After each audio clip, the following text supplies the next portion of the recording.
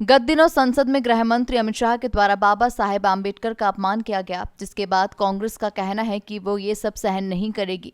जहां तक शाह के इस्तीफे की बात है या माफी मांगने की बात है, तब तक इनका विरोध जारी रहेगा।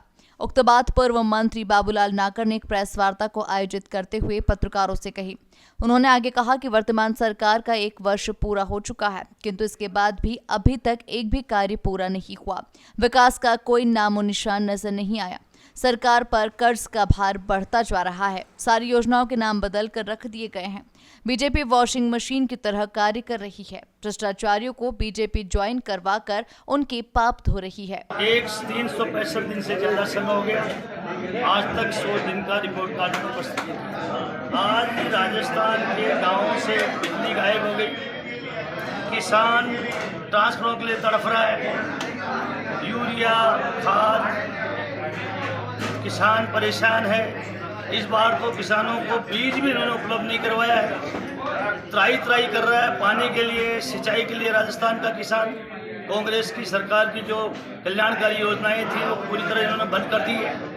नरेगा बंद हो गई है, नरेगा चल नहीं रही राजस्थान में। पेंशनें बंद हो गई है, गेहूँ बंद हो गया है। गरीब आदमी का रोटी रोजी का मुश्किल हो गया है। ये सरकार पूरी तरह से निष्फल हो गई है, असफल हो गई है और पूरी तरह से नकारा सरकार हो गई है राजस्थान में। आज पूरे राजस्थान त्राई कर रहा है और ये पर्ची सरकार केवल केंद्र के नेताओं की पर्ची के आधार पर राजस्थान में काम कर रही है। बाबा साहब के मामले में क्या कहना है आपको?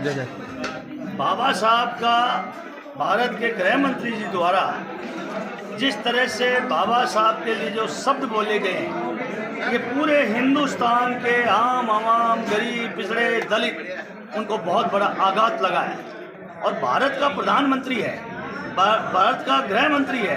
अगर भारत की जनता से पार्लियामेंट में अगर मान लो उनसे ये शब्द जानबूझ के नहीं निकला, अज्ञानता में भी निकल गया, तो माफी मांगने से कोई छोटा थोड़ी होता है। आज हिंदुस्तान के आम आदमी के दिल को दुखाया है। आज गरीब आदमी रो रहा है और पूरा देश चल रहा है इस मामले को लेकर कि ये भारत की किस तरह की सरकार आ गई, जो बाबा साहब हमारे लिए भगवान जैसे हैं और हमारे भगवान के अनादर किया है अमित शाह जी ने। पूरी कांग्रेस राजस्थान में जब तक अमित शाह का इस्तीफा नहीं हो जाता है, जब तक अमित शाह माफी नहीं मांग लेता है, तब तक राजस्थान में कांग्रेस कमेटी इसी एक आंदोलन करेगी।